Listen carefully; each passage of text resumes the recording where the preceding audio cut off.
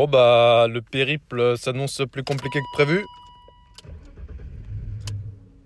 Voilà, de ce que j'entends, je pense que la pompe à essence elle est morte. On s'est arrêté à la station de service. Coup de pause, je prends un petit café, on remonte dans la voiture, je démarre, paf, et elle se cale aussitôt. Et elle démarre plus, quand je remets le contact, j'entends plus la pompe à essence, donc bah je pense que ça y est, la pompe à essence elle est moelto.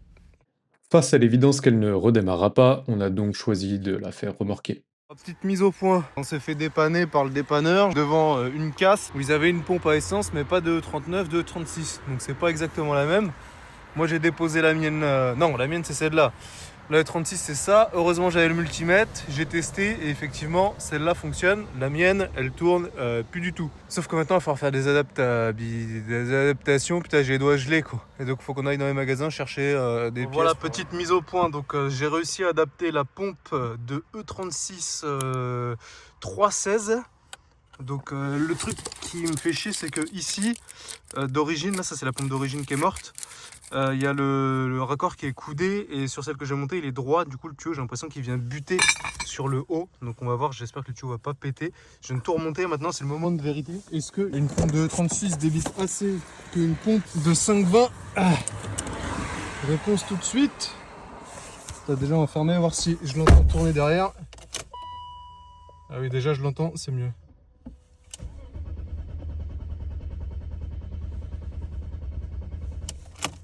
Bah j'ai pas l'impression que ça marche. Je viens de trouver le pourquoi, enfin je pense que c'est ça. Je pense que la pompe, elle tourne mais elle est juste morte parce que là si je mets le contact, c'est censé aspirer par là. Sauf que là, elle aspire que dalle. Donc en fait, elle m'envoie pas du tout de carburant, donc la pompe tourne mais elle ne marche pas, donc voilà, baiser. Après cet échec mécanique, on a eu le droit à un rapatriement en taxi électrique dont le montant équivaut à celui de la voiture.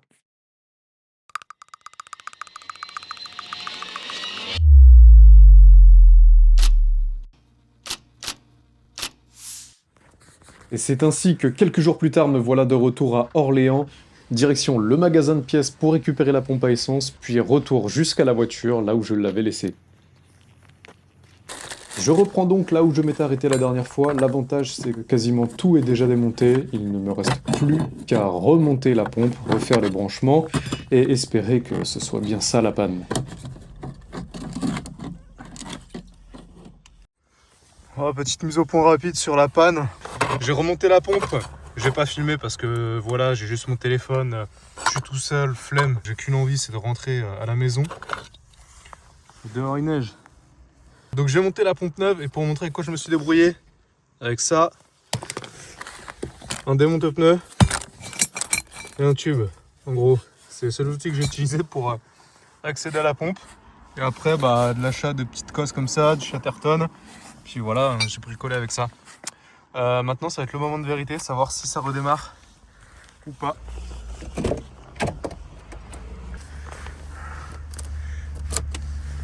Ok, alors déjà, est-ce que je vais entendre la pompe tourner? Attendre que la voiture finisse de passer.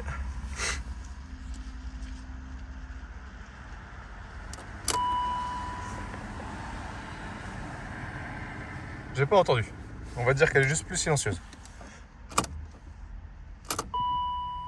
Ah si, je l'entends derrière. Ah putain, ouais, elle fait vraiment pas de bruit. Bah voilà, moment de vérité. 3, 2, 1.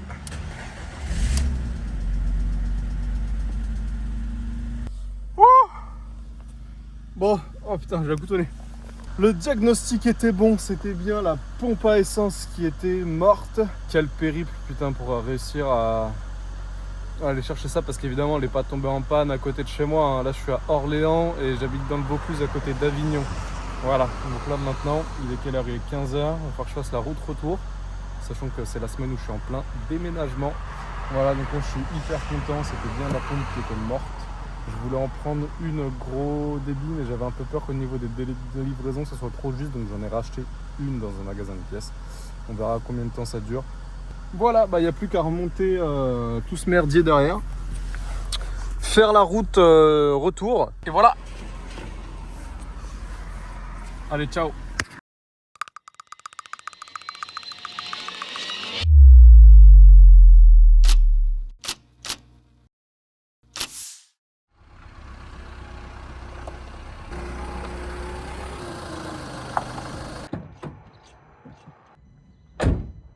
C'est la période de la galette des rois.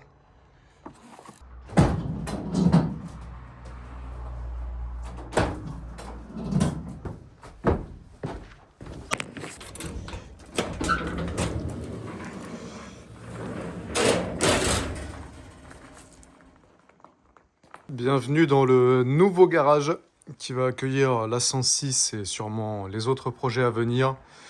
Beaucoup moins grand que l'ancien, mais on va faire avec. Donc, qu'est-ce que j'ai acheté? Un petit peu de bois pour optimiser la place, notamment avec la mezzanine présente ici. Bon, je ferai pas de commentaires sur la structure, hein.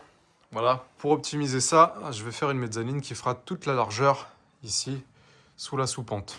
Ça permettra de stocker un petit peu plus de pièces et de se dégager un peu plus de place. Ici viendra aussi un établi. Et ensuite, sur la largeur, là, il y a uniquement la largeur de la voiture. Donc, rien de plus. Voilà, on va se débrouiller avec ça, mais ça va le faire.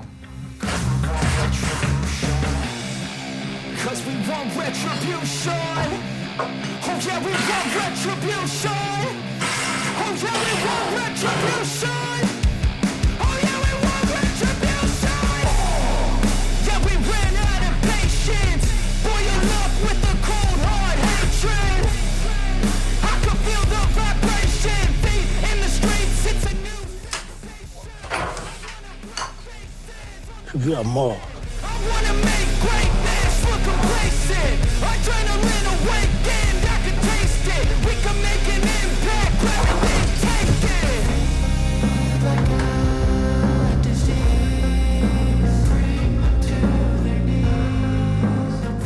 Alors l'idée, c'est que déjà la mezzanine se fasse la largeur du mur ici et de repartir sur ce tasseau qui a déjà été mis contre le mur. Donc le plancher arrivera à ras ici. D'ici à là va venir un bastin en travers, il y a 4 mètres. Et après contre le mur ici, je vais mettre un chevron vissé dans le mur qui passera au-dessus de la porte, au-dessus de la fenêtre et qui reprendra la même hauteur que le tasseau qui est là.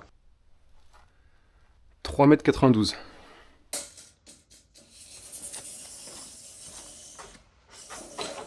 « 3,92 m. De toute façon, je sais pas couper droit la scie.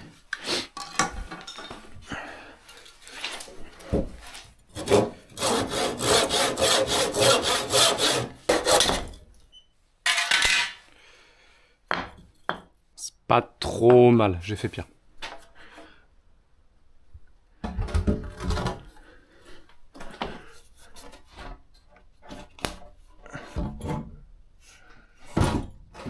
Ok, ça vient à peu près comme ça. Par contre, ce qui va m'emmerder, c'est les descentes de câbles et aussi les équerres de fixation des ouvertures.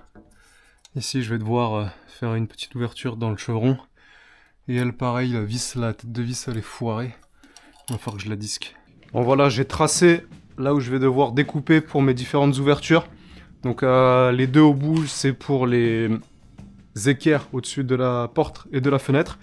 Et là, ça va être pour passer les gaines, parce que j'ai regardé, mais c'est cloué dans le joint du parpaing, ça doit être scellé. C'est un peu galère à enlever, enfin, j'ai pas trop envie de toucher à ça. Donc, je préfère faire des ouvertures dans le chevron. Voilà, donc pareil, j'ai pas trop d'outillage, donc je vais essayer de faire ça à la scie. Je sais pas encore comment je vais faire, mais on va faire. Ouais.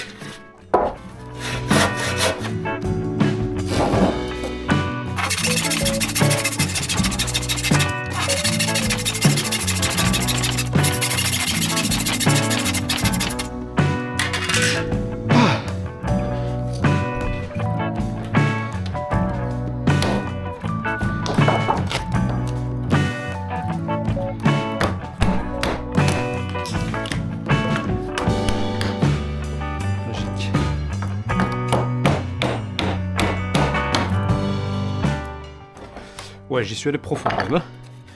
Il n'y a pas besoin d'aller aussi profond.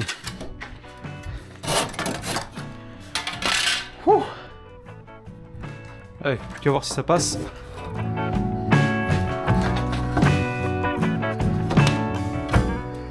C'est quoi qui bloque là? Bah rien. C'est bon. Ouais. J'ai vraiment fait beaucoup trop large. Mais bon, c'est pas grave. Bon, il y a de la place.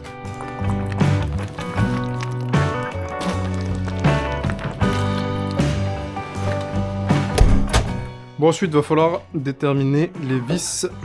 Je sais plus ce que j'avais opté. Déjà, il va y en avoir une au point de départ, et après, je vais en mettre une entre les pannes, donc à peu près tous les 60 cm. Je crois qu'au total, il y a une dizaine... non, 8 vis. Je ne sais plus, faut que je calcule. Bon, ce qui est sûr, c'est qu'il y en a une qui va venir... Putain, j'ai pas pris le fourré à bois. Ah, faut que je fasse un aller-retour. J'ai que le fourré à béton que j'ai acheté ce matin. Là, on a la porte. Là, on a les câbles. Ici. Câble. Câble. Pas oublier le petit chapeau quand même. Et là, on a la fenêtre. Ok. Donc là, en ondeur, on avait dit 3,92 m. Je m'en souviens, pas besoin de remesurer. Les chevrons qui viendront en travers, il y en aura à peu près un tous les 60 cm. Ça en fait 5 au total sur la longueur. Ce qui veut dire qu'il faut au moins une vis entre chaque chevron. Donc, 392 divisé par 5, ça fait 78. Pourquoi je calcule ça, je sais pas. De toute façon, on s'en fout, je vais le faire au pif. Tac. Un trou ici. Donc 17 10, ça fait 20, ça fait 372. 372, et si je mets 6 chevilles, ça ferait 1, 2, 3, 4, 5, 6, ouais, ça peut être pas mal. Divisé par 6, ça en ferait une tous les 62 cm. Faut pas que ça tombe non plus là où il y aura les chevrons. Après ça, je m'arrangerai.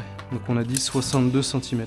Cette roue, ça devrait tenir, hein, ça devrait le faire. Effectivement, les deux là-bas sont beaucoup plus rapprochés. Bien, bon bah j'ai gagné un aller-retour pour aller chercher le forêt. Comme ça, je perce mon bois.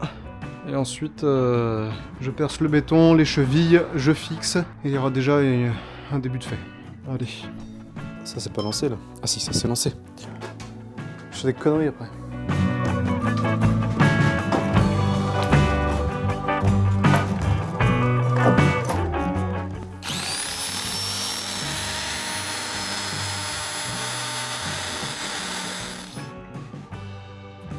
Eh, c'est pas mal, c'est presque droit.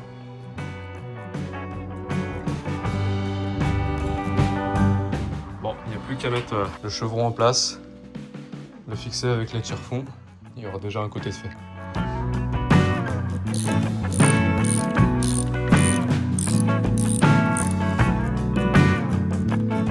Là, je suis trop fier de moi. Pour une fois, j'ai réussi à faire un truc droit dans ma vie. Plus qu'à faire pareil avec le bastin ici, que je suis en train de mettre en place. Là-bas, il est dans son sabot. Il me reste à le mettre de niveau aussi. Et là, on voit qu'on est pas trop mal, en plus, coup de chance. Faut que je le redescende un tout petit peu. Il n'y a plus qu'à fixer le sabot au bout et les deux seront bons. Il restera ensuite à mettre les traverses d'un bout à l'autre. Et après faire le plancher.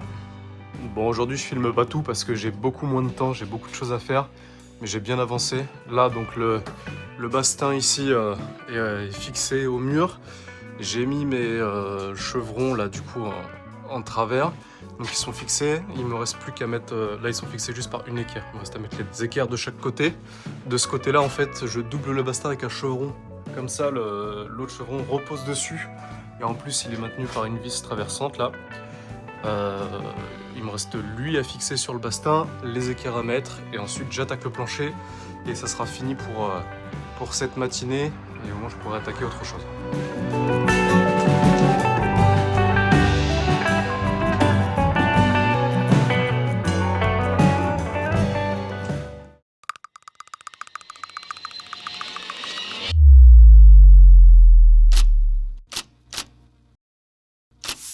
Dernier jour de déménagement. On va tracter la voiture jusqu'à la maison. Moi je conduis la BM. Clément il conduit la 106. Allez, c'est parti pour un remorquage jusqu'à la maison sur route ouverte. Ça va être drôle, pourvu qu'on ne croise pas la marée chaussée sur ce périple du dimanche matin. Voilà, la 106 devant son futur garage. La prochaine fois qu'elle ressortira d'ici, ça sera sûrement roulante.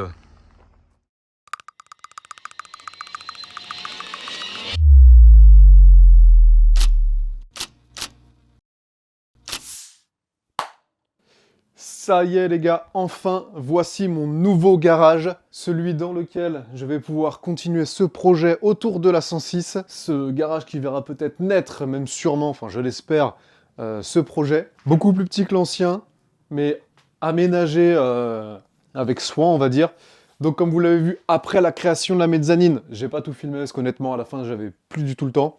Donc voici la mezzanine terminée, les panneaux d'outillage pour les outils, un établi digne de ce nom, une perceuse à colonnes, je vais en avoir besoin aussi, des tiroirs, des outils, des étaux, il y a tout ce qu'il faut, ou presque, normalement dans ce garage. Tout pour me permettre de terminer cette 106 et de mener à bien ce projet. D'ailleurs, si vous aimez aussi ce genre de contenu, n'hésitez pas à le dire dans les commentaires, c'est un petit peu les backstage de tout ce qui se passe. Bon, après, j'ai pas prévu de déménager comme ça tous les mois, donc normalement, je devrais rester ici plusieurs années. Voilà, donc j'espère que cette vidéo vous aura plu. Si c'est le cas, bah, n'hésitez pas à liker, à vous abonner, à commenter aussi, ça fait toujours plaisir. Et puis voilà. C'est tout pour cette vidéo. Les prochaines vidéos, du coup, seront sur la 106 avec la deuxième partie pour les soudures des renforts de caisse. D'ailleurs, j'ai pas oublié, pour la production de ceux que ça intéresse, je vais relancer ça là d'ici la fin du mois avec l'entreprise qui m'a fait les premiers renforts pour lancer une petite série des renforts de ceux que je monte sur la voiture, ceux que j'ai modifiés, les plans des autres renforts que j'ai faits. Donc tout ça sera bientôt disponible à la vente directement sur Le Bon Coin. À l'issue, je rattaque les modifications sur la voiture. Donc dans un premier temps, la soudure des renforts. Et ensuite, je pense que ce sera le train arrière. Mais avant d'aller trop vite, je vais déjà m'occuper de faire ces fameux renforts qui traînent à cause du déménagement notamment, mais qui ne devraient pas tarder. C'est tout pour cette vidéo. Merci d'avoir regardé, une vidéo qui change un petit peu de ce que j'ai fait précédemment sur la 106. Là, c'est pas purement de la mécanique, mais ça permet de vous redonner un contexte dans lequel je travaille et ce qui se passe un petit peu dans ma vie, un petit peu plus un format vlog. Dites-moi si vous aimez bien aussi ce genre de format, si ça peut me pousser à faire d'autres contenus autres que la 106, mais toujours autour de la mécanique, bien sûr. Et si vous avez aimé, n'hésitez pas à liker, vous abonner, partager, et voilà. Allez, c'était Clem, ciao.